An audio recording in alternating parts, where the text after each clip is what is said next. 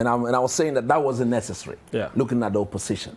I mean, we are playing Ethiopia in Ghana. We should be bossing it, isn't it? We should be attacking them, getting them to go back, and be very much concerned about what we will do. We didn't do that. So I wasn't happy with that double pivot that we had in front of the back four. There wasn't the need. And every single moment of the game showed that we didn't need the two of them. Again, something that I saw, and I was so very, very worried.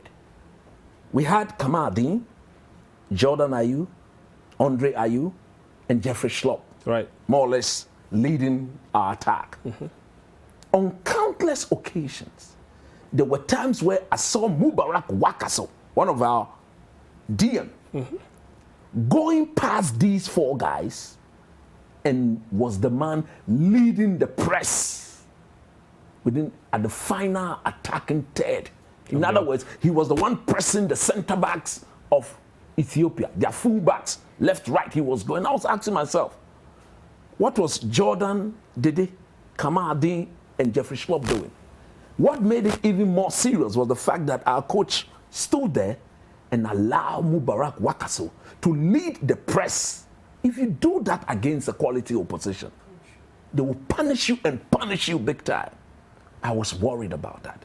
And even that, when he led the press, you could clearly see that we were not pressing as a unit. In the modern game, it wasn't organized. In the modern game, when you have one person pressing the ball because he's the one closest, the other should be anticipating where the pass will go and begin to press the zone. Correct. So that you quickly win back possession and then you go and punish the opponent. I didn't see anything of the sort.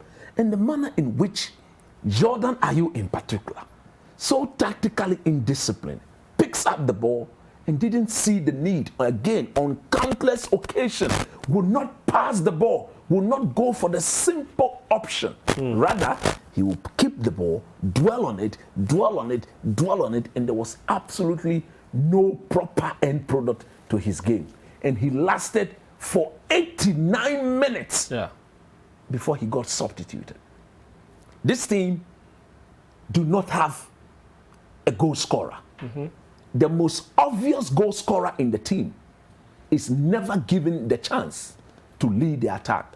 I have said it and I'll continue to say it, that the former Kotoko striker, Kwame Poku, he's the closest we have come as a country to mimicking or trying to replicate the Tony Yeboah Prince Poli breed.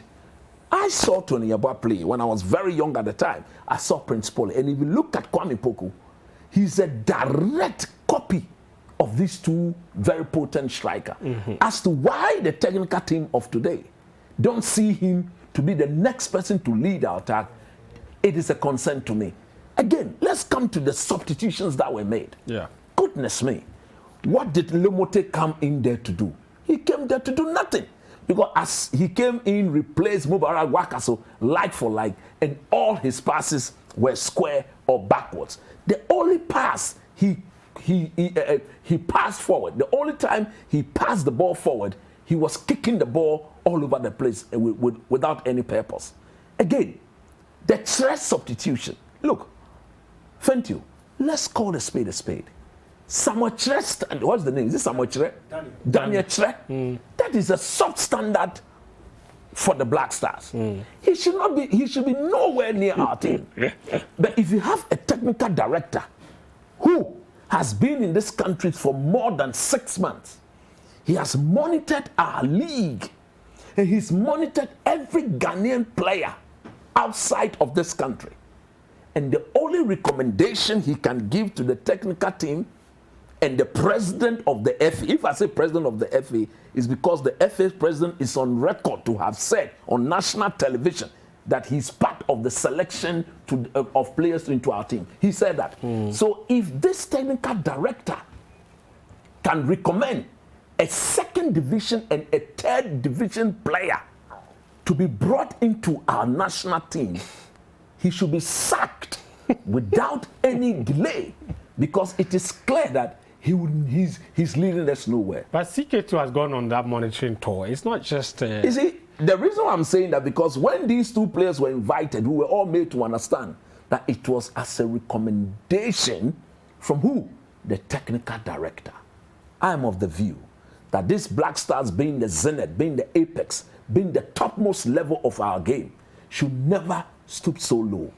Ghana is the only footballing country in Africa. I know how far this program goes. This program goes beyond the shores of Ghana, and I'm stating it emphatically, that Ghana is the only footballing country in Africa that tends to overlook 8 players playing in the top 5 European leagues. When I say top 5, I'm referring to England, Spain, Germany, France, and then Italy. This country is the only country who does that.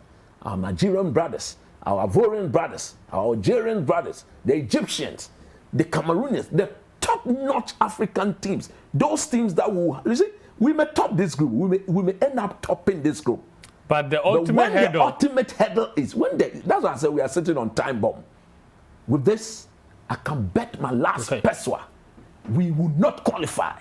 If this is the level of coaching and the quality of players we are going to depend. You and I know the quality that is required to get us to the World Cup. So Nimley's point is well articulated. He thinks the best players are not being called, and when they have been called, the deployment of the personnel is a problem, and when they have been deployed, substitutions are a problem as well. So we have coaching issues, we have personnel issues, and we could eventually be embarrassed when we meet the top teams on the continent, is what he's saying.